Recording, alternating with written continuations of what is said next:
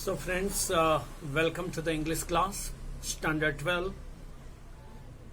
Today, we are going to discuss our chapter number 5. Title of the chapter is Indigo. Writer of this unit is Louis Fisher. So, before we start the unit, let us know about the chapter Sketch. This chapter is an excerpt from Fisher's book, The Life of Mahatma Gandhi.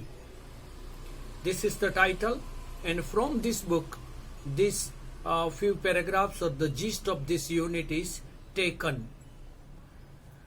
The book has been reviewed by the Times Educational Supplement as one of the best book ever written on Gandhi, जो कि महात्मा गांधी जी के जीवन के ऊपर बहुत सारी किताबें लिखी गई, मगर इन सभी किताबों में से जो सबसे अच्छी किताब के रूप में जिसको कंसीडर किया जाता है, उसके बेस में से आज यहाँ पर ये यूनिट हम पढ़ रहे हैं, इनकी चर्चा हम कर रहे हैं.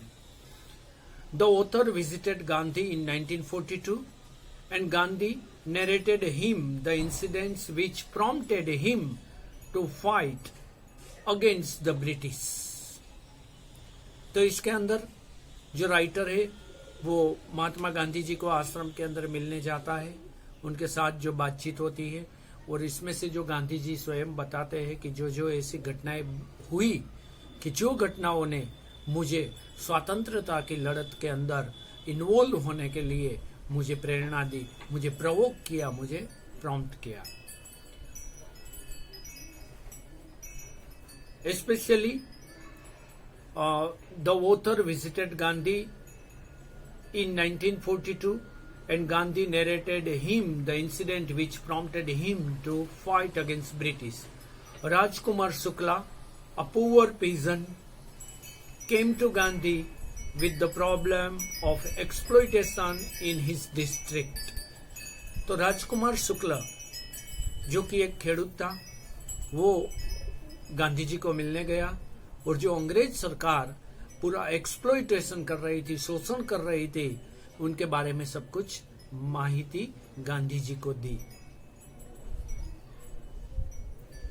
Gandhi visited the place and freed the people of Champaran from tyranny. और इसके अंदर जो चंपारण के अंदर वहां पर जो चल रहा था आज तक, इनके बारे में गांधी स्वयं इन्वॉल्व हुए, उन्होंने भी ये मूवमेंट स्टार्ट करवाई, और फिर इनको ये एक हिस्टोरिकल इंसिडेंट वैसे माना जाता है जो चंपारण के अंदर, और जो ये इंडिगो के ऊपर जो टैक्सेस लगाए जाते थे, ये सभी लोग फार्मिंग करते थे, मगर इनको अर्थ उपार्जन कुछ नहीं होता था, इनकी जमीन को भी बहुत डैमेज होता था. तो ये सभी बातें गांधी जी ने ध्यान में रखी. So about the main characters of the story. So first is the Mahatma Gandhi, the father of nation. Here he helps the peasants of Champaran to become self reliant. तो महात्मा गांधी जी ने यहाँ पर सेल्फ रिलायंट बनने के लिए जो हेल्प की, इसको ही मेन सेंटर के रूप में इस स्टोरी के अंदर लिया जाता है. दूसरे Rajkumar Shukla, poor peasant whose resolveness impressed Gandhi to work for empowering Champaran's peasants. तो गांधी जी वैसे तुरंत ही उनको अपॉइंटमेंट देने वाले नहीं थे, इनकी बात को सीधे ही मानने वाले नहीं थे, मगर ये जो राजकुमार शुक्ला, उनकी जो श्रद्धा थी गांधी जी के ऊपर, उनका विश्वास था, एक भरोसा था, और वो पूरा वेट किया जब तक गांधी स्वयं वहां न चले. इसके लिए उन्होंने वहां पर रुके और उनको परस्यूड किया, और सही स्थिति जो थी उनको बताने का प्रयास किया. तो ये जो chapter sketch and the main characters of the story ये है. इसके साथ ही let us discuss about our author Louis Fischer. 1896 to 1970 was a Jewish American journalist. He began his career as a school teacher, but later became a journalist and famous international reporter. तो हमारा जो writer है, author है Louis, वो शुरू के दिनों में तो टीचर थे, मगर आगे जाकर वो इंटरनेशनल अच्छे जर्नलिस्ट रिपोर्टर बने. In June 1942, he was permitted to stay for a week in the guest house near Mahatma Gandhi's ashram and conducted daily interviews with the great leader.